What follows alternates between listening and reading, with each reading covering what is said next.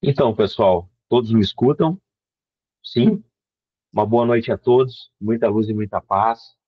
Prazer estar com vocês novamente. Terceira e penúltima aula do nosso curso de Psicologia Transpessoal. Hoje a gente vai falar um pouquinho sobre o medo. As últimas duas primeiras aulas foi a psicossíntese, doutrina de Assagioli, os 12 métodos do vir a ser. Não sei se vocês depois tiveram a oportunidade de baixar lá a apresentação no link que eu passei, estudarem um pouquinho. Hoje vamos falar um pouquinho sobre os medos, então. Antes, vamos fazer a nossa prece de harmonização, agradecendo a Jesus, nosso Deus Pai, aos mentores, os amigos espirituais que porventura nos acompanham, o nosso muito obrigado. Vou ler para vocês a prece com o título Oração do livro Parnasso de Além Túmulo, Espírito José Silvério, psicografia Francisco Cândido Xavier. Pai nosso que estás nos céus, na luz dos sóis infinitos, Pai de todos os aflitos, deste mundo de escarcéus, santificado, Senhor, seja o teu nome sublime, que em todo o universo exprime concórdia, ternura e amor. Venha ao nosso coração o teu reino de bondade, de paz e de claridade na estrada da redenção. Cumpra-se o teu mandamento, que não vacila e nem erra, nos céus como em toda a terra, de luta e de sofrimento. Evita-nos todo o mal, dá-nos o pão no caminho, feito na luz, no carinho. Perdoa-nos, meu Senhor, os débitos tenebrosos de passados escabrosos, de iniquidade e de dor. Auxilia-nos também nos sentimentos cristãos a amar nossos irmãos que vivem longe do bem. Com a proteção de Jesus, livra a nossa alma do erro sobre o mundo de desterro distante da vossa luz. Que a nossa ideal igreja seja o altar da caridade, onde se faça a vontade do vosso amor, que assim seja, graças a Deus. Então vamos lá. Eu peguei ali um resumo de uma passagem de uma obra da psicologia espírita da mentora Joana de Ângeles, onde ela fala medo e autoconfiança. Bem simples, bem didático para a gente entender, tá? Sendo que o medo é um tema muito abrangente, tratado pela ciência, pela psicologia, pela filosofia, pela sociologia, novas e antigas, né? E é uma abordagem, então, à luz da psicologia espírita, né, da doutrina espírita, que sempre mais nos interessa e nos faz meditarmos mais profundamente. Tá? Vocês conseguem enxergar aí a apresentação? Sim, eu vou colocar agora apresentar, tá? Eu não consigo ver vocês agora momentaneamente. Aí deu para ver, pegou toda a tela?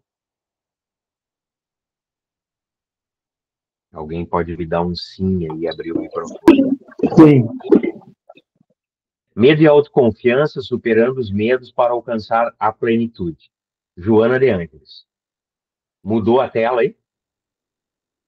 Sim.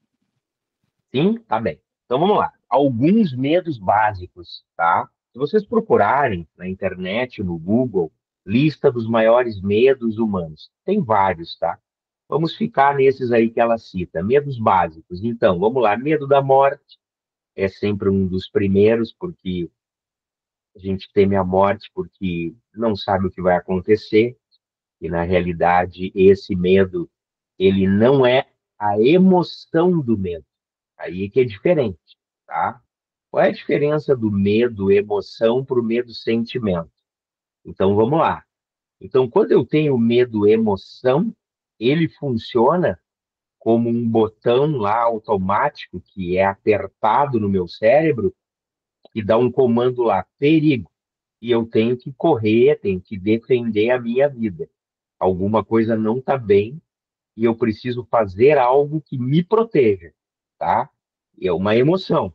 Lembrem, a emoção é inconsciente e ela dura rápido. Agora, por exemplo, o medo da morte já não é mais uma emoção, como todos esses outros medos básicos aqui que a mentora cita e eu vou mostrar. Aí a gente já cultiva isso. Esse medo já virou um sentimento. Podemos descobrir aí, tentar descobrir a raiz, porquê do nosso medo da morte? Primeiro, porque é atávico. A gente já deve ter tido algumas centenas de milhares de mortes, tá? E sempre tememos um momento final, por causa do desconhecido. E inconscientemente, a gente não lembra, mas isso está gravado. Então, primeiro, a meu ver, um processo anímico atávico, ou seja, um comportamento repetitivo. Com toda certeza, todos nós tivemos medos de morrer em todos os nossos desencarnes anteriores.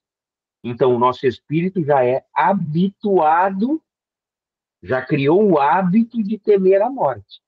Então, assim como outros tipos de sentimentos e vícios que estão atávicos, também esse sentimento aí cultivado da morte é mais um da lista. Então, na realidade, é isso. Um dos aspectos é a repetição. Virou hábito e, de forma inconsciente, eu já nem me dou conta mais disso. E, principalmente, pelo desconhecimento da vida futura. A doutrina espírita é a única que está no mundo que nos dá uma perspectiva completamente diferente da vida futura, a vida futura. O mundo na carne é uma passagem. Esse mundo de provas e expiações é o mundo escola para equilibrarmos-nos, não é com as leis de causa e efeito, e alterarmos, modificarmos valores humanos para melhor. Enriquecermos-nos de conteúdo psicológico, intelectual e mudarmos, ou seja, reciclarmos, transformarmos valores negativos em novos valores humanos, progressistas, edificantes, enfim, que nos tornem pessoas, homens, mulheres, espíritos melhores. Temos também o medo da velhice, que é muito comum hoje, é um medo contemporâneo da nossa modernidade, tá? Então, se a gente parasse aí para pensar, uns, sei lá, 30 anos atrás, vou a 3 décadas, tá? Ninguém tinha medo de ficar velho, muito pelo contrário, né? Se a pessoa está envelhecendo, está ficando com a idade avançada e a lei da gravidade está fazendo o seu trabalho e o corpo está sofrendo ação, puxa, que bom. Quantos não chegam à velhice? Mas hoje parece que envelhecer virou um tormento. Esse é um medo novo, um chamado medo da modernidade. Temos o medo da doença, obviamente, ligado ao mesmo processo que eu falei da morte. Primeiro, porque muito provavelmente já ficamos doentes em milhares e milhares e milhares de vezes e que nos levou à morte. E traz um outro medo, o medo do desconhecido. Então, também um comportamento atávico. A gente tem medo de morrer, medo de ficar doente, principalmente porque acredita que as doenças vão nos matar, não é? Então, também a doutrina espírita, uma das únicas, se não única, mas a maior, que dá um enfoque completamente diferente na enfermidade, no sofrimento, na dor, dizendo que ela é purgativa, que ela é recuperadora, que ela é transformadora, e a doença faz parte da dor, não é? Por descuido, às vezes, nosso, mas também pela lei de causa e efeito.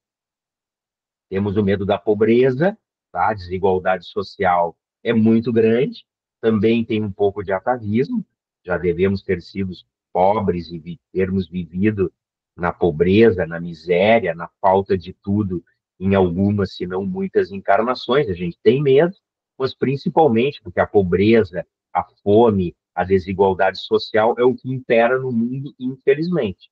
Se a gente pega aí o site pesquisa FAO, lá, que é o órgão de alimentação vinculado às Nações Unidas, lá está escrito bem claro que são mais de 3 bilhões de pessoas no mundo, crianças, idosos, homens, mulheres, principalmente, isso dá mais de 60% na África subsaariana, e não tem aí um prato de alimento, não conseguem fazer uma refeição por dia, tá? Então, a gente tem esse medo, porque vivemos mergulhados num processo de capital, de produção, de bens de consumo, assim é a vida, assim é o mundo, não é uma crítica, é uma exemplificação. A gente tem que levantar, tem que trabalhar, tem que ganhar dinheiro, porque tem que consumir, porque senão a economia não anda. Se a economia não anda, todo mundo quebra. Se todo mundo quebrar, é miséria total. Com a miséria vem a fome, as doenças, a desigualdade, e ninguém quer isso.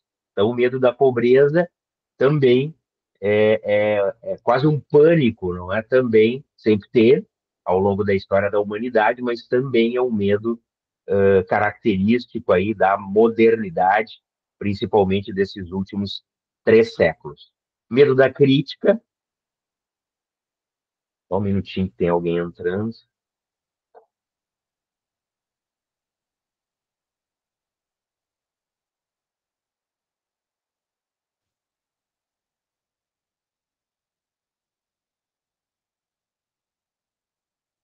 Medo da crítica, tá? Então, medo aqui não no sentido de tu estar, como é que se diz, não afeito a críticas. Não, aqui é medo mesmo.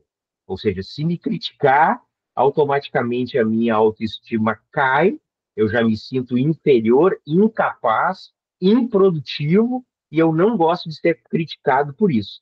Aí tem inúmeros efeitos, pode ser trauma de infância, uma criação repressiva, um acidente, algum feedback muito negativo de um familiar, de um mestre, de um professor, de um amigo, em que a gente criou aí um complexo, um trauma, e temos aí, não conseguimos conviver com a crítica, não porque a gente não goste da crítica, não é esse caso, mas que a gente sente-se inferiorizado, menosprezado, ou seja, derruba a nossa autoestima, leva-nos à tristeza e à depressão profunda, sempre com alguém, quando alguém diz que o que a gente faz, o que a gente pensa não está bom, mesmo que seja um feedback no intuito de fazer com que a gente melhore, que crie novas perspectivas, faça novas escolhas, enfim. Tá dando para escutar e enxergar?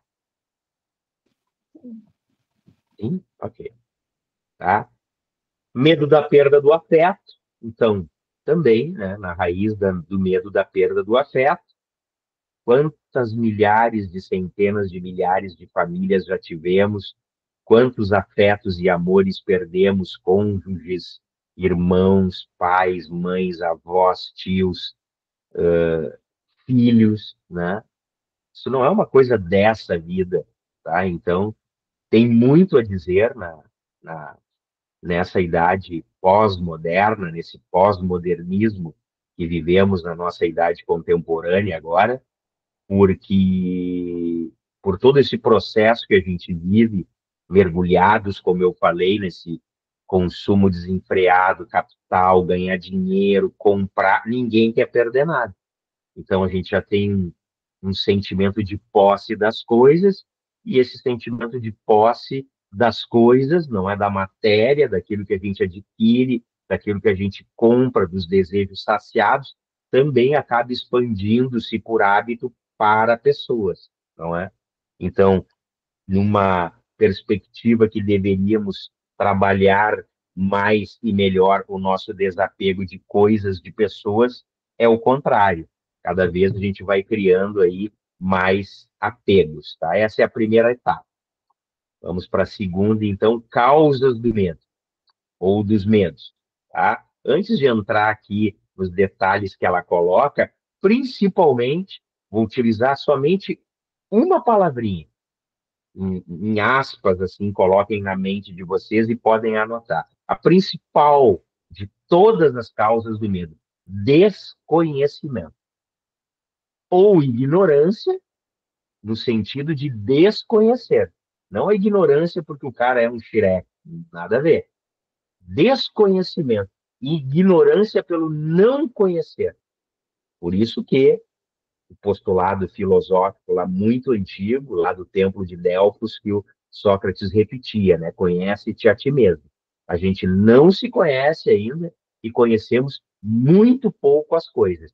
E Emmanuel, pela psicografia de Francisco Cândido Xavier, no livro O Consolador, repete isso. Um sábio da antiguidade disse para vocês um postulado, não é uma definição lá do templo, e que até hoje, nos tempos que vivemos, isso Emmanuel falou agora, no século XX, ou seja, ontem, mesmo agora, é o principal desafio e objetivo da humanidade. Então, insegurança pessoal.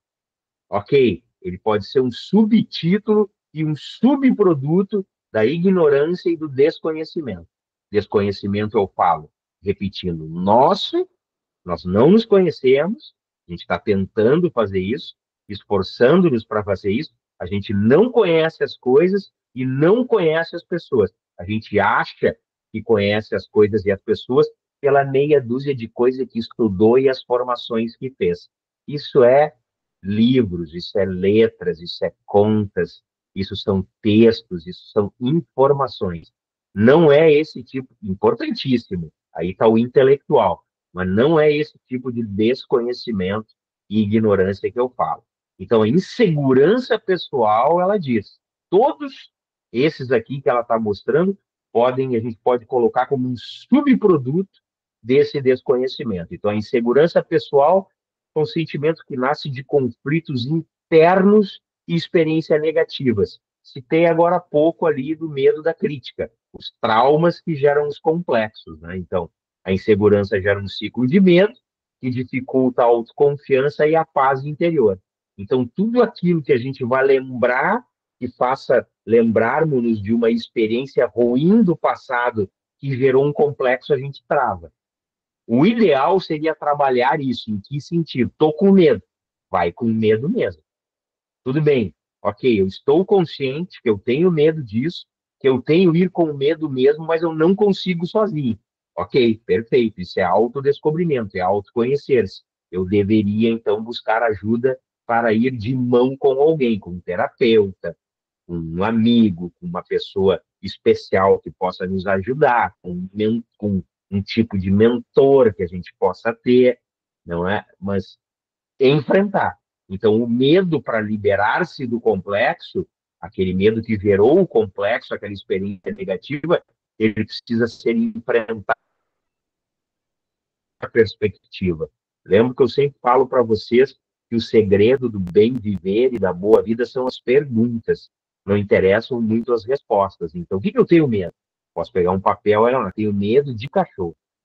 Por que eu tenho medo de cachorro? Ah, porque eu tinha 12 anos, um cachorro me mordeu, furou a minha perna e sangrou. Eu fui para o hospital, tomei ponto, tomei aquelas injeções antitetânicas e antirrábicas na barriga, sofri, fiquei com medo. Ah, bom, então tá ali o motivo. Tá? Mas, ou seja, esse motivo, ele é plausível para depois de 20, 30, 40 anos que passou a experiência, eu continuar com esse medo de cachorro, porque o mundo tem bilhões e bilhões de cachorros, e muitos bem bonitinhos, queridos, fofinhos, não é? Que lambe o nosso rostinho, umas coisas mais queridas do mundo. Não são todos os bilhões de cachorros do mundo que estão no mundo para nos morder. Então, opa, então isso realmente não tem lógica eu pensar assim. Foi um evento isolado naquele momento. Então, o que eu falo, o medo do desconhecido.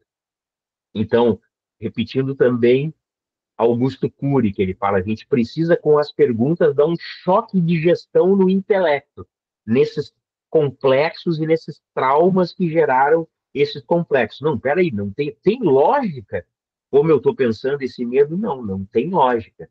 Então, se não tem lógica, se não tem uma racionalidade, foi um evento isolado, por que eu ainda tenho medo? O negócio acaba sumindo, porque a gente começa a ver, nos auto-questionando, fazendo esse choque de gestão de uma outra perspectiva. Tá? Comportamentos infelizes. que muitas vezes decorrem de experiências passadas também, resultam em transtornos emocionais. Esses comportamentos errôneos alimentam medos que se perpetuam ao longo da vida. Aqui a gente pode exemplificar, não exatamente só isso, mas a gente pode exemplificar nos vícios, né? Por exemplo, eu posso ter tratado e estar abstêmio de algum vício há alguns anos, mas eu tenho medo de estar próximo de locais e de pessoas que repetem ou repitam aquele determinado comportamento, porque eu temo que isso possa ocorrer. Vejam que aqui já é um evento diferente, né? Aqui, se eu fazer o choque de gestão e trazer o mesmo exercício para perguntas, eu posso me questionar diferente, eu posso me questionar igual e trazer respostas diferentes. Por exemplo, estou abstêmio da bebida em alguns momentos, mas os meus amigos, em algum tempo, já faz algum tempo, fiz um tratamento longo para me abster do alcoolismo. Estou conseguindo, estou vencendo. Não existe o ex-alcoólatra, cada dia é um dia. Mas o que que acontece? Os meus amigos e as pessoas que me amam, os meus entes queridos, me cobram muito porque eu não participo de nenhum evento, de nenhuma festa familiar, com medo de encarar outros que bebem e encarar a bebida. Então, por exemplo, eu temo isso. Tem lógica? Tem lógica. Por quê? Porque eu já tropecei muitas vezes nessa barreira, nesse muro do vício. Então, tem lógica, sim, eu pensar. Então, não é um enfrentamento que eu possa fazer agora sem esse temor. Então, esse temor agora, ele virou um fator de proteção, de autoproteção, desde que ele não seja patológico e não vire um pânico. Então, eu decidi que, não, eu não vou às festas familiares e os encontros, porque eu não tenho, não é capacidade, acredito ainda que eu não tenho capacidade, assim eu estou raciocinando por me conhecer, autoconhecer-me, tá? Que eu não sei como eu agiria se eu defrontasse pessoas utilizando a bebida alcoólica, eu vendo as garrafas, os drinks, enfim. Então, aqui é um fator de proteção. Então, tem coisas que a gente vai achar totalmente sem lógica, que foi um evento isolado, lá como a mordida de cachorro, mas nesse caso do vício não foi um evento isolado. Às vezes é um evento de muitos anos, de décadas, e de muita coisa ruim que aconteceu como efeito disso. Mas não são só esses comportamentos dos vícios, tá? A gente pode até colocar principalmente como esses, mas outros comportamentos infelizes. Atrair alguém, isso me gerou uma dor, a pessoa não me perdoou, enganei uma pessoa, roubei alguém, me arrependi, fui lá, paguei, mas eu tenho isso. Então, comportamentos infelizes também geram traumas, não é? Comportamentos não éticos, né? Vocês estão entendendo, geram traumas e criam complexos. Então a gente tem que enfrentá-los, tipo, fiz mal para alguém, pedir perdão, né? Eu estava muito arrependido, a pessoa não quis me perdoar, bom, enfim, agora é problema dela. Nesse caso não tem mais lógica eu estar martirizando-me nesse sentido. Tá dando para escutar? Sim? Então tá. Conflitos internos. Ó. Os conflitos internos são uma fonte significativa de medo, resultando do descompasso entre os desejos e a realidade. A falta de resolução desses conflitos provoca ansiedades que se manifestam em diferentes áreas da vida. Quando a gente fala aqui em conflitos internos, poderia citar aqui inúmeros exemplos, tá? Mas vamos citar aquelas pessoas que reclamam, não é? Ou exteriorizam que estão com uma infinidade de problemas, mas não tomam novas decisões e não fazem nada para que possa, com essas novas decisões, com novas formas de ação, elas buscarem a resolução desses problemas. Então, o problema ali que chegou num determinado momento, eu deixo ele parado, criando raiz, e ele começa a gerar conflitos. E esses conflitos viram internos também, começou externo, com um problema externo, mas eles viram conflitos internos, por quê? Porque como eu não resolvo, abala o meu emocional. E isso é uma tragédia. Então, é nesse sentido os conflitos internos, tá? Eu tenho um conflito interno com tal coisa. É porque você demorou muito tempo na resolução.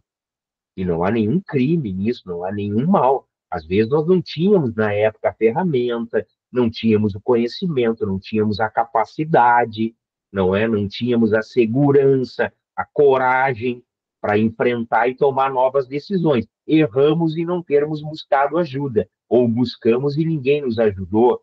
Podemos ter sido até indiretamente uma vítima, não é? Sendo que não há vítimas, vítimas no sentido de esse desencontro naquele momento, mas aquilo que eu demorei para tomar uma nova decisão, para tentar resolver, virou um conflito interno, abala o meu emocional. Então, eu temo também sempre quando esses conflitos internos voltam. Então, é bom a gente citar isso também como os medos, colocar num papel, pegar uma caneta e lápis, puxa, quais são os meus conflitos internos? O que que eu vejo, o que que eu ouço, não é o que que eu presencio e me traz uma angústia, me faz lembrar de eventos do passado que eu não gosto de lembrar. Isso precisa ser trabalhado, porque está no substrato ali, no subconsciente, entre a consciência e o inconsciente. Então, se está ali, se está no subconsciente, ou seja, se eu estou da consciência tentando colocar lá com o pé e esmagar, varrer para debaixo do tapete, ele não vai sair dali. Na realidade, ele só vai sair dali quando eu desencarnar, quando a gente morrer para a próxima vida, aquilo desce o elevador e vai para o inconsciente profundo, mas depois volta como outros traumas psicológicos. Então, se está no subconsciente, eu tenho capacidade de analisar e identificar os meus conflitos internos, eles precisam ser trabalhados, eles devem ser trabalhados, independente da quantidade. Faça um por um. Qual é que é o pior? O pior é esse, é o que me agasta mais, é o que me desequilibra mais. Então, é esse conflito que eu vou trabalhar. Quando trabalhou esse, vai para o próximo. Ah, professor, mas e se eu ficar uma vida inteira, quase um século, trabalhando somente um conflito interno, um mau hábito, um vício, enfim, isso tem resultado absurdamente. Quantas vidas nós desperdiçamos sem mudar absolutamente nada e voltarmos ainda para a pátria do espírito com muito mais débitos do que o momento anterior quando reencarnamos. Vide todos os ensinamentos da coleção do nosso querido André Luiz pela psicografia de Chico Xavier. Tá bem? Tá dando para entender? Beleza? Então seguimos. Visão materialista da vida, aqueles que dão a primazia para a matéria, tá? Então, é muito difícil a gente não ter uma visão. Existe a visão materialista da vida total, que são os materialistas, tá? Não estou falando aqui de ateu, tem nada a ver com religião, estou falando de visão materialista. Tudo é matéria, a primazia é matéria, tá? Então, tem esse tipo de pessoas, mas a grande maioria das pessoas não são esses, que são exclusivamente materialistas. A grande maioria da sociedade pós-moderna, eles dão a maior parte da sua visão ao lado material da vida, mas não todo, mas dão a maior parte ainda. E isso também é um erro. Não é tudo economia, não é tudo dinheiro, não é tudo consumo, não é tudo desejo, não é tudo troca, não é tudo descarte. Não, é o contrário. Não é a vida, é rica de várias formas. Então, coisas que nós levamos, a gente cita aqui que está no Evangelho, né, para a vida do espírito: inteligência, conhecimentos e as qualidades morais. Então, a visão materialista, ela diz, limita a percepção do indivíduo sobre a realidade. Nós estamos num corpo e numa persona, mas nós não somos esse corpo e essa persona. Somos espíritos imortais. Outras doutrinas trazem esse ensinamento, mas nunca com a didática e o esclarecimento como a doutrina espírita. E eu falo com total responsabilidade porque estudei e ainda estudo quase todas. Como a doutrina nos informa, outras não informam. Então, se eu fico focado mais na matéria ou totalmente na matéria, eu fico com o meu campo de visão completamente limitado. mais limitado. Eu tenho desconhecimento, a ignorância, aquilo que a gente falou lá, a causa dos medos, porque daqui a pouco eu não sei o que, que vai acontecer, não é comigo, se eu, porventura, querer entrar nesse negócio de acreditar em espírito, em vida após a morte, e vai ter coisa depois disso. Então, essa percepção limita a realidade. A gente foca apenas no mundo físico e tangível. E essa perspectiva, então, vai gerar insegurança, medo, outros acessos de emoções muito mais negativas, porque ela dificulta a compreensão profunda da existência e da imortalidade. A gente, como um todo, pessoal, tem que perceber que eu gosto muito de falar isso para a meninada, lá para os alunos, tá? Tu pode estar, assim, querem ver um exemplo?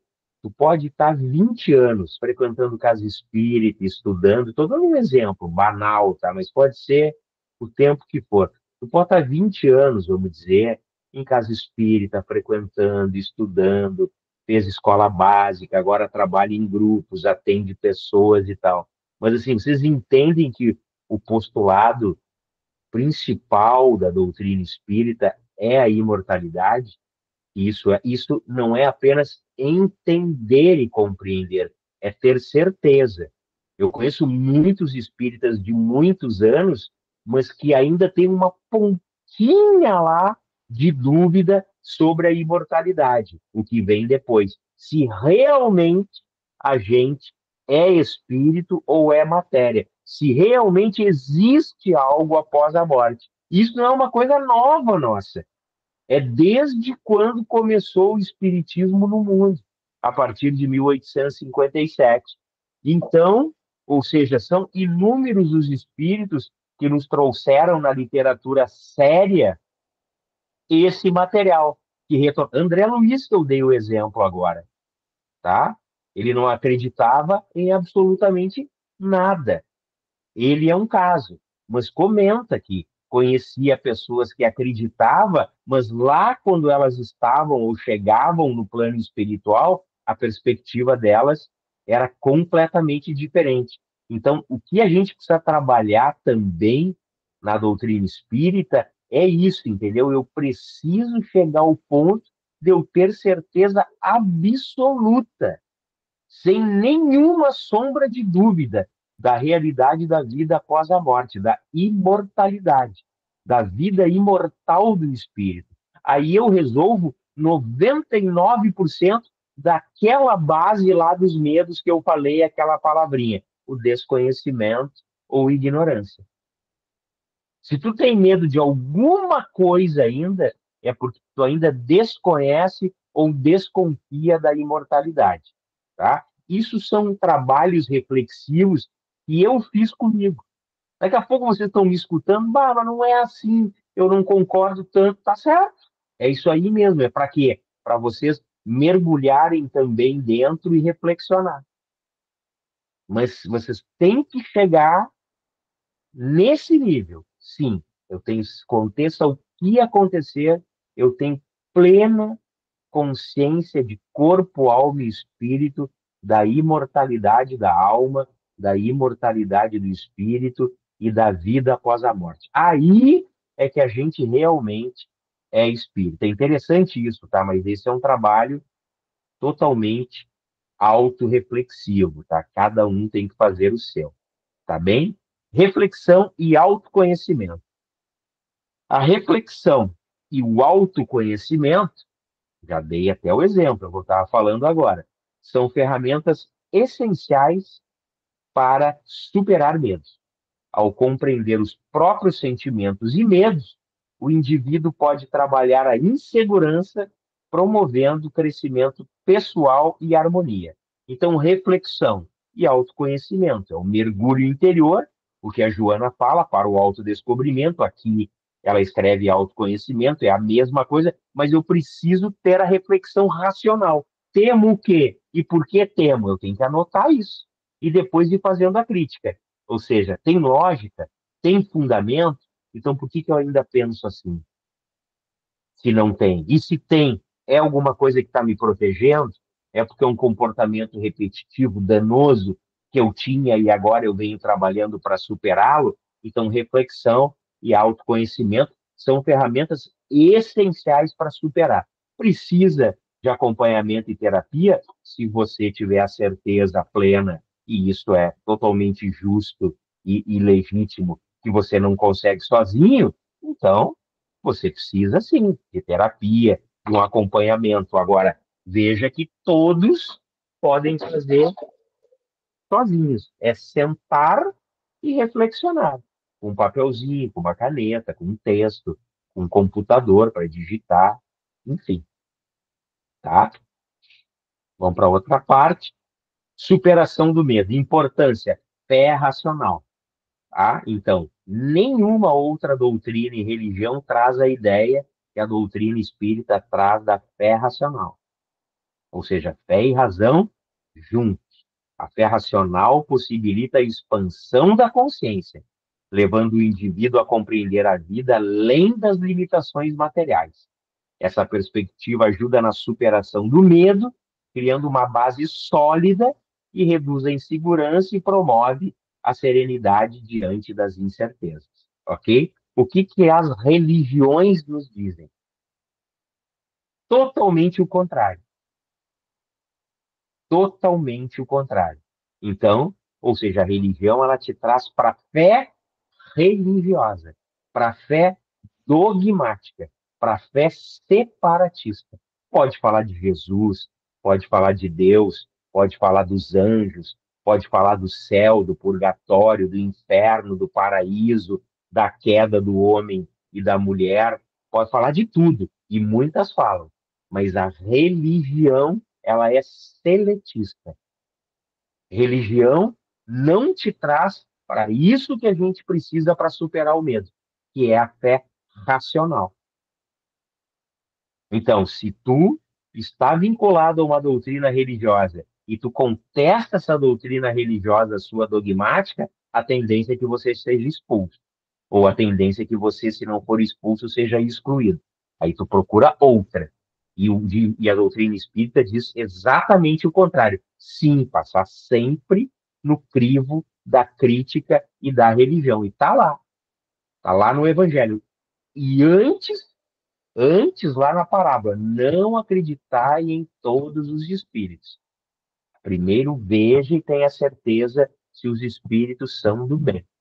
E ele já sabendo que as religiões futuramente, na época dele, a religião dos hebreus, mas ele já vendo à frente a multiplicação infinita de religiões e credos, o que ele colocou na parábola? Em outra, haverá falsos cristos e falsos profetas. Ele sabia que iriam pregar completamente o contrário do que é a boa nova. Então, a fé racional é muito mais importante do que qualquer religião. E me desculpem todas elas, e eu tenho o maior respeito pela crença e pela fé de vocês. E a nossa doutrina espírita também tem a característica religiosa. Tem, é verdade, com a fé racional.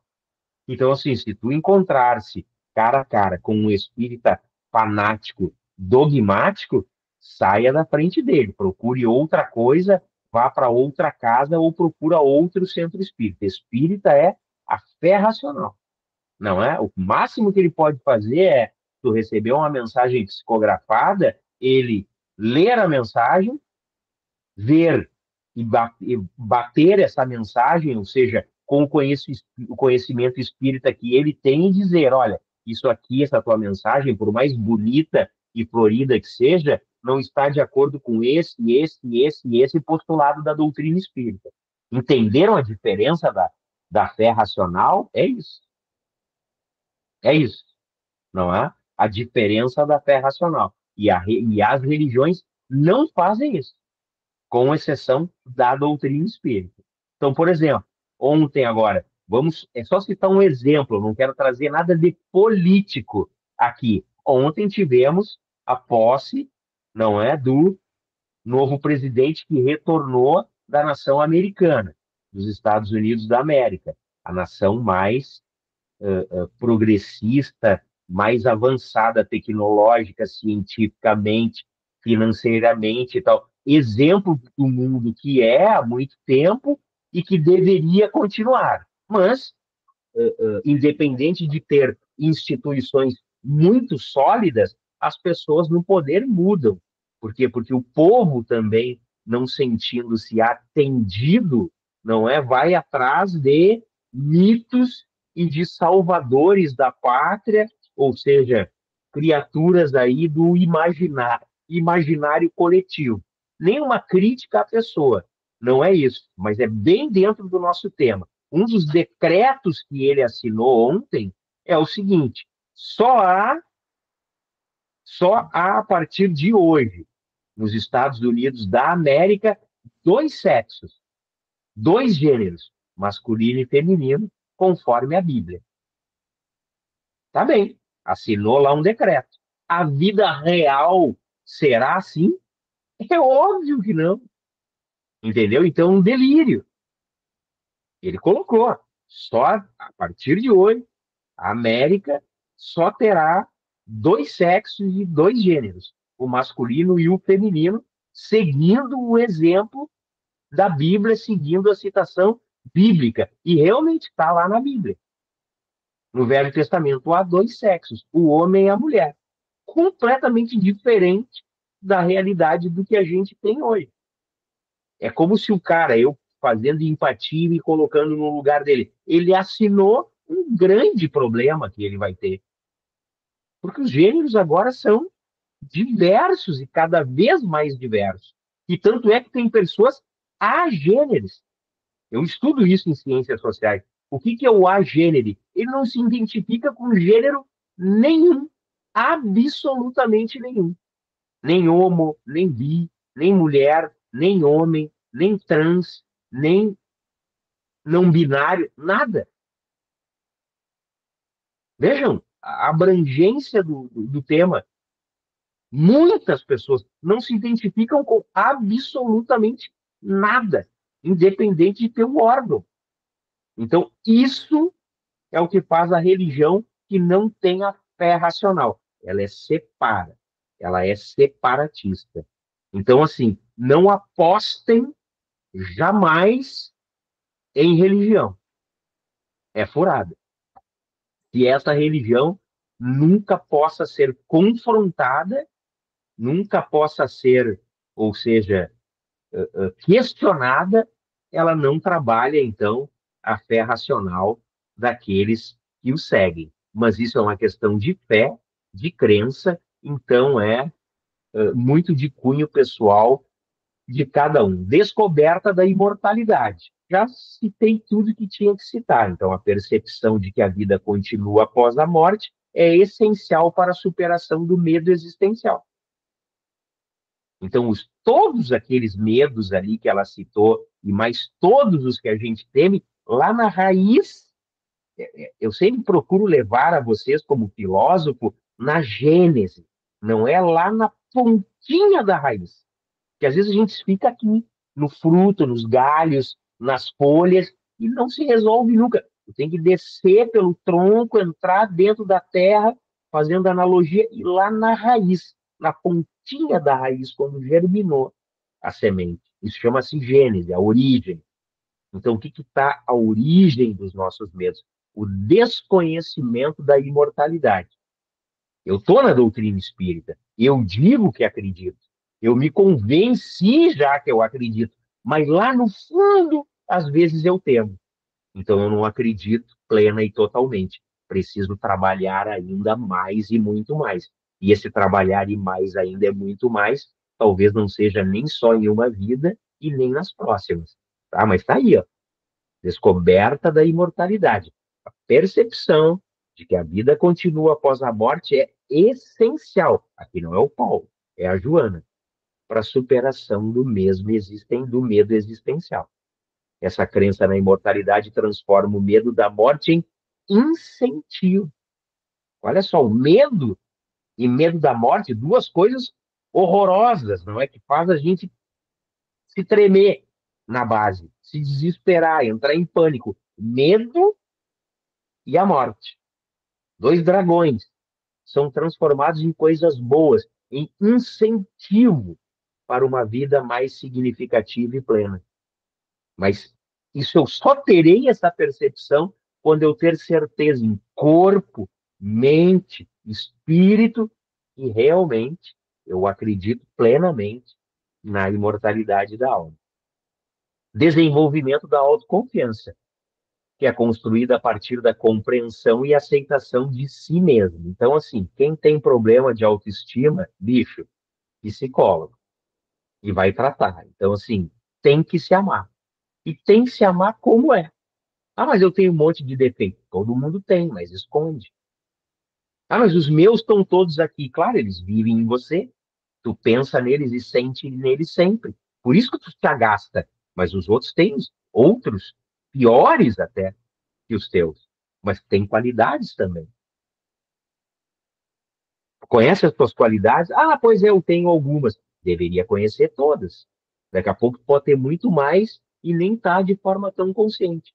Porque tu não tá te permitindo essa percepção. Então pega lá um papelzinho, faz um risco no meio assim da folha e vai lá. Qualidades, defeitos. E anota tudo. Ah, mas se os defeitos forem maiores, dá medo. Não tem problema, nem que dê 3 folhas. 5, 10 de defeitos. Se tiver 2 qualidades, tá bom. Todos temos qualidades e defeitos. E aí tu olha para aquilo e pode até fazer uma reflexão, olhar e apontar assim, e agora esse espírito que está na persona Paulo é isso aqui, ó. E tá tudo bem, todo mundo é assim. O mundo é de provas e expiações. Não tem Jesus aqui mais. Ele não está reencarnado. Não tem os grandes tutelares e iluminados da humanidade. Eles já reencarnaram e já foram. Agora é essa ralé aqui quando eu falo. É mundo de provas e expiações. Todo mundo tem defeitos, todo mundo tem qualidade. Não importa se um tem mais em volume do que os outros. Todo mundo tem resgates. Todo mundo passa por lutas, por sofrimentos, por dificuldades. Então, compreensão e aceitação de si mesmo. Se não se compreender, ou seja, não fazer essas listas, não é? Se não se compreender e não ter autoconfiança e não aceitar-se a si mesmo, não vai ter autoconfiança. Então, pô, eu sou isso aqui. Então, tá claro, eu tenho que adquirir mais e melhores qualidades e tenho que trabalhar esse defeito. Pronto. Então, eu me compreendi, eu aceito a mim mesmo e a partir de agora eu estou trabalhando e alavancando a minha autoconfiança. Então, ao lidar com os medos e inseguranças, a pessoa reforça a sua identidade e desenvolve uma atitude positiva perante aos desafios essenciais à sua plenitude. E Joana tem uma frase lá na obra dela da Psicologia Espírita: não se preocupe, nascemos condenados à plenitude. Significa que ou tu faz por tua conta, ou a vida vai fazer para ti. No chute, mas vai fazer. Mas tu vai chegar lá, porque a gente já nasce condenado à plenitude. Harmonia pessoal, ó, advém da tranquilidade interna, em tudo aquilo que a gente já viu agora anteriormente, tá? E da aceitação das circunstâncias da vida. Então, não crie uma tragédia por coisas que você, em um primeiro momento, em uma perspectiva inicial, você aceite como negativo. Pode até ser muito negativo na tua perspectiva e na de muitos que vejam, estejam na situação com você, mas não precisa transformar isso numa tragédia emocional e existencial. Não, ok, é um desafio, como tantos e outros desafios existenciais que eu já passei, já superei e vou superar esse. Qualquer coisa, uma perda, uma doença, um vício, um roubo, uma traição, uma dor emocional, um equívoco, qualquer coisa. Então, ao cultivar a paz de espírito, o indivíduo se torna menos vulnerável aos medos, promovendo então nele próprio uma vida bem mais equilibrada. Também lá na doutrina psicológica espírita, ela deixa claro, e hoje a neurociência traz muito isso. Olhem à volta de vocês a vida como ela é, de uma outra perspectiva. Pensando assim, tudo que acontece são eventos. Tudo. Pensamentos, eventos, emoções que acontecem conosco, com os outros, fatos, tragédias, alegria. Tudo são eventos existenciais. E todos os eventos, eles são emocionalmente neutros. A emoção é a gente que coloca. Então, quando está muito duro o espinho na carne, como dizia o apóstolo Paulo, é porque tu botou emoção demais, cara pálida. Entendeu? Ah, mas eu botei emoção demais, professor, porque assim, pô, eu não tenho todo esse conhecimento e essa consciência que outras pessoas têm e o que elas estudaram. Ah, ok, então busque isso, essas coisas, para que nas próximas vezes você não coloque nesse espinho toda essa tragédia emocional que você. Entenderam que sempre a gente vai chegar na raiz que o problema e a gênese é nosso mesmo, ou por incapacidade nossa de percepção, porque nunca nos desafiamos, nunca nos superamos a nós mesmos, então a gente começa a construir as nossas tragédias existenciais em todo e qualquer desafio que aparece. E não são, são eventos. Deixa eu ver se é alguém do grupo aqui. Não.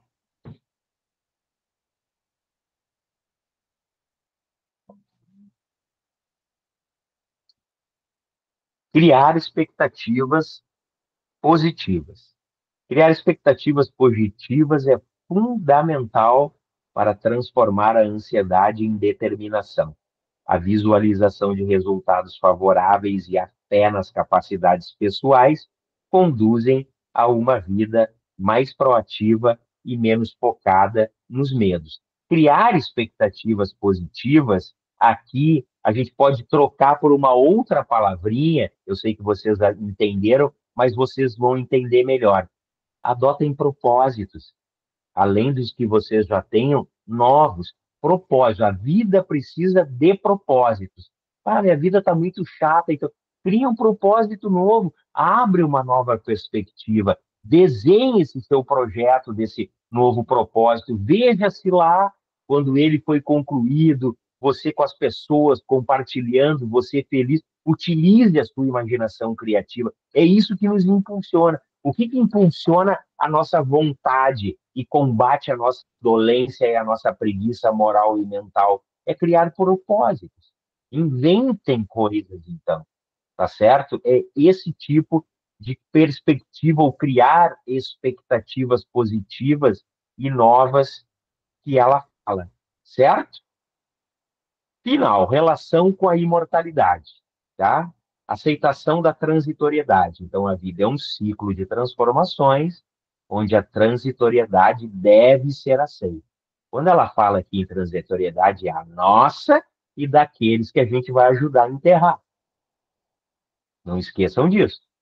Então, é transitório para mim, é transitório para eles também. Para o bichinho, para o pet, para a plantinha, a samambaia, a violeta, o gatinho, todo mundo, pai, mãe, tio, avó, filho, infelizmente, às vezes, não é? Deve ser uma dor muito aguda. Então, reconhecer que tudo é passageiro diminui a ansiedade e abre espaço para a paz interior, permitindo que o indivíduo viva com sabedoria e serenidade. Quem está ansioso, o corpo, a mente e o espírito está no amanhã, e o amanhã ainda não existe. Então você não está espiritualmente falando em lugar nenhum.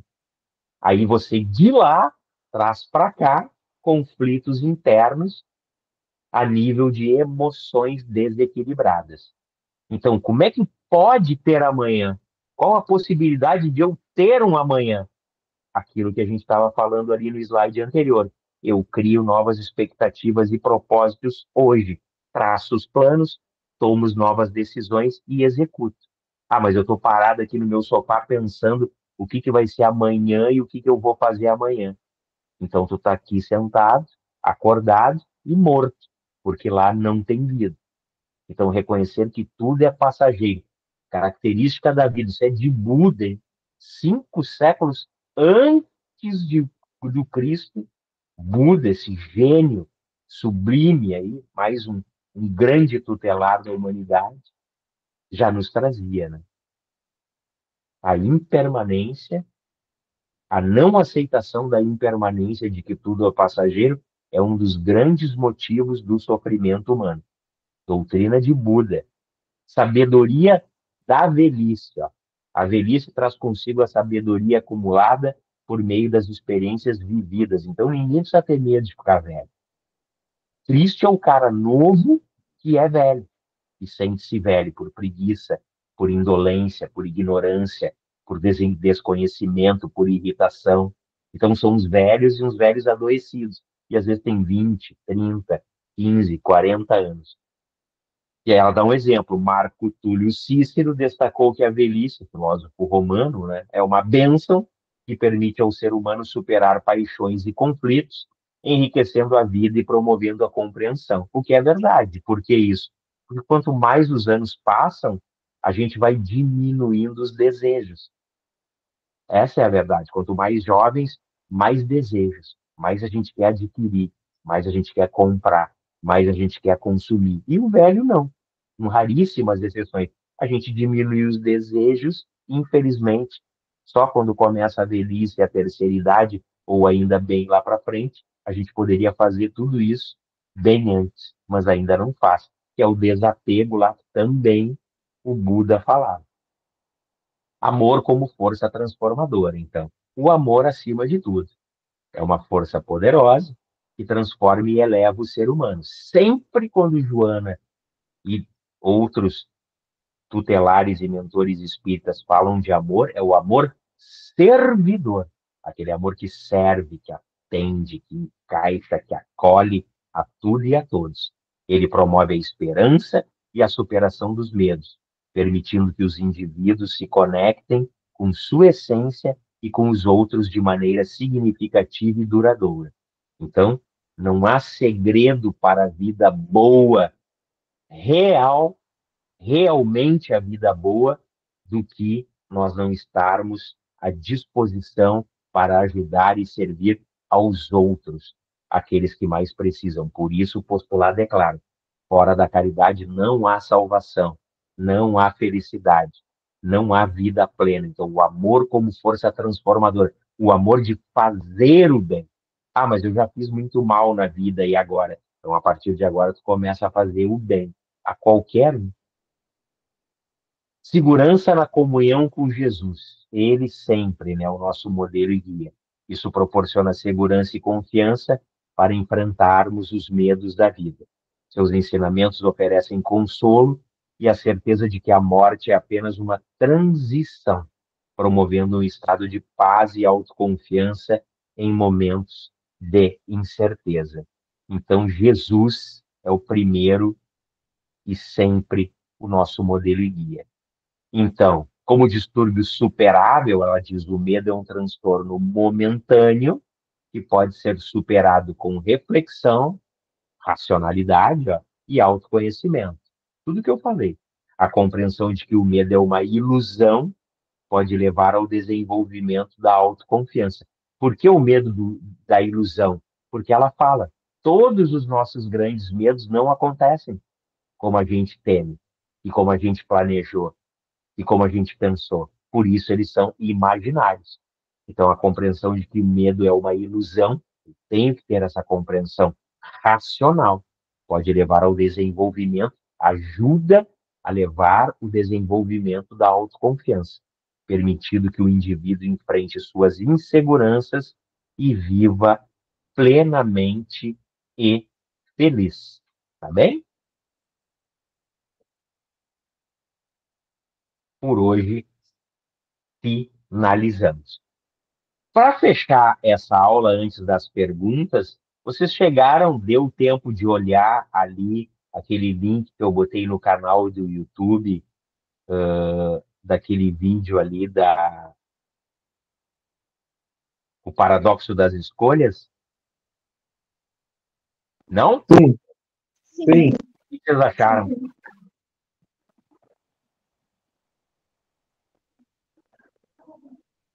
que eu achei? É, Concordo em grau, gênero e número. entendeu? Então, assim, querem ver uma coisa, tá? Ah, ah, eu ontem, eu já assisti esse vídeo, sempre quando eu assisto eu anotei, tá? E quais são as coisas que eu mais gosto de fazer na minha vida? Primeira, ler conhecimento. Primeira, ler, tá?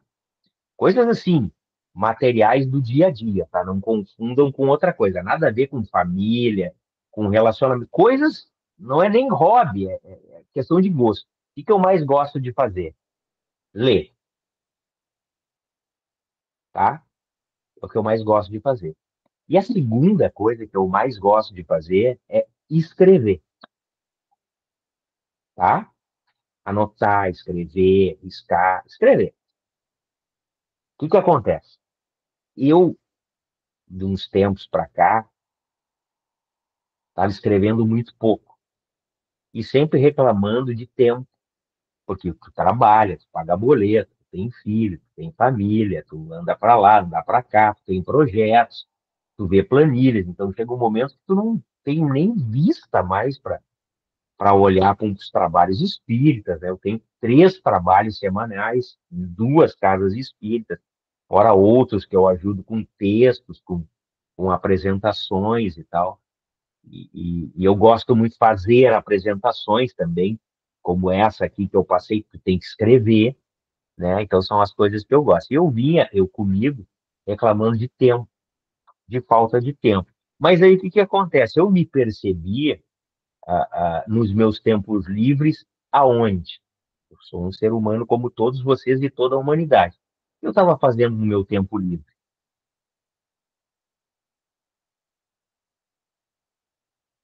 Rede social, tá? E ali naquele vídeo fala do quê? Geralmente quando a gente está assim na vida empipinado, cheio de confusão e não sabe o que que vai acontecer, seja de que área for, saúde, profissional, familiar, pessoal, qualquer coisa. Quando a gente não está gostando de alguma coisa, o que que é muito difícil de mudar, ele explica ali no vídeo para aqueles que olharam, é que a gente acha que tem que fazer grandes mudanças para alcançar grandes resultados, e é um equívoco. A neurociência diz exatamente diferente.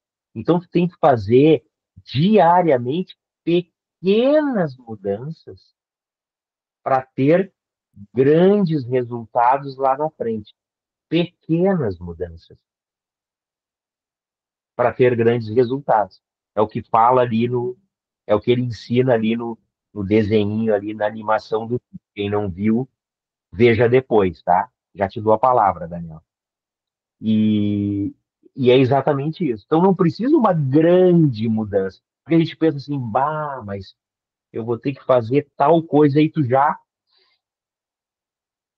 cai por terra, né? Ah, não, mas isso aí é muito difícil, vou ter que mover céu e terra. Então, não.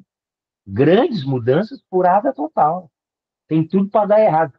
Pequenas mudanças. E se tu conseguir pequenas mudanças diariamente, melhor ainda. Mas se não conseguir, tudo bem.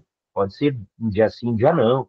Pode ser uma vez por semana, pode ser uma vez por quinzena. É de cada um, tá? Tem um livro também do outro cara que eu li que fala exatamente isso. Eu acho que até o autor do texto tirou desse livro, Hábitos Atômicos, que é porque ele fala exatamente pequenas mudanças para grandes resultados a médio e longo prazo. Aí eu fiz o seguinte, então tá, eu estou nisso aqui, pequenas mudanças. Eu apaguei a minha rede. Não tenho mais Face e não tenho mais Instagram, deletei, tá? Então deletei lá as minhas redes. E agora o que que acontece? Quando eu estou com vontade de ir para a rede, eu escrevo. Já escrevi, foram 2 dias. Já escrevi um monte de coisa, tá? Então tá lá. Às vezes eu olho ali o celular e falo, pá, né, o que que será que está acontecendo lá? O que que o cara botou? O que que o outro escreveu? Respirar, não. Então vamos pegar e vamos escrever alguma coisa ali que para mim é importante. Vamos fazer uma apresentação. É nesse sentido, entendeu? Tem a ver por quê? Porque aquilo ali também é um mundo tão tóxico, tá? É um mundo tão tóxico, porque o que que acontece?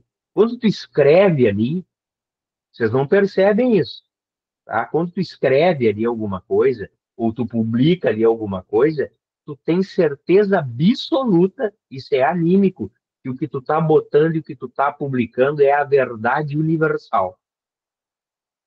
E aí que dá o confronto ali dentro. Por isso as brigas, porque cada um tem a sua verdade universal. Então, além de ser um ambiente tóxico, é uma perda de tempo. Porque se é um ambiente tóxico e eu crio conflito que me desarmonize, vai trazer para mim o quê? Medo. Então, é isso que eu quero evitar. Então, também uma terapêutica para essa aula, para complementar aquele videozinho ali. Então, pense em pequenas mudanças, bem significativas. Eu disse para vocês hoje aí, exemplos, vocês fazerem várias listas. Essas listas que vocês fizerem, vocês podem colocar aqui. Quais são as pequenas mudanças que eu posso fazer diariamente, ou uma vez por semana, ou a cada 2 dias, para hábitos que eu possa adotar para transformar aquela coisa negativa ali que eu faço. É um trabalho. Vai, Daniel, agora fala. Senão eu não paro.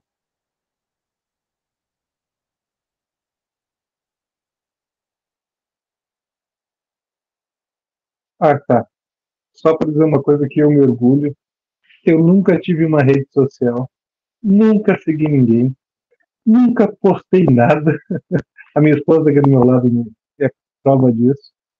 E não perco, eu vou morrer, e eu já disse isso brincando para as pessoas. Vão olhar no livrinho, tu, não acredito, tu não gastou 1 minuto do teu tempo, da tua vida disso. Não, não gastei. Mas voltando, se as pessoas não conseguem olhar dentro de si esses pequenos gestos e atitudes, se elas olharem para todas as obras maiores, grandiosas que o homem já fez, elas são nada mais compostas de pequenas ações. O maior arranha-céu ele é feito de tijolinho por tijolinho, né? É feito de janelinha por janelinha. A pirâmide lá também, ela é feita de quadradinho, de bloco. Ou seja, tudo no universo, acredito eu, é feito de pequenas coisas, desde átomos, moléculas, os quarks, né, células virando, né, a unidade maior, daqui a pouco ela cria uma forma, mas se tu decompor tudo, são minúsculas partes que formam o todo. É só isso que eu queria compartilhar. Maravilha. Parabéns, cara. Olha, não perdeu nada. Alguém quer mais fazer algum comentário? Pode abrir aí e comentar. Não? Tranquilo? Tá? Então eu passo o link lá depois da apresentação, ali um PDF, tá? E, e a gravação da aula eu mando amanhã, tá bem? Então foi um prazer estar com vocês. Vamos fazer a nossa prece de encerramento, agradecendo a Jesus, aos nossos mentores, a mentora Joana de Ângeles, ao médio Divaldo Pereira Franco. Muito obrigado aos espíritos e amigos que nos acompanharam, que possamos levar essa reflexão para a nossa vida íntima, para a nossa vida emocional e também, por que não, muito importante, a nossa vida material, estamos nela momentaneamente, que Jesus nos ajude a fortalecer a nossa certeza da imortalidade da alma e da vida futura, o mundo das ideias, o plano espiritual. Obrigado por essa proteção dos mentores tão necessária, porque dificilmente daríamos passos nesse mundo em segurança sem a proteção, o carinho, o amparo deles, que todos possam receber isso e que deixo uma frase final aqui em agradecimento da mentora Joana de Ângeles. Ontem falei lá no trabalho espírita que a gente iniciou na outra casa. Ela sempre diz a Divaldo, né? Nunca tenham medo, nunca temam, porque jamais vocês estão e estiveram sós. Um só minuto. sempre tem quem os acompanhe.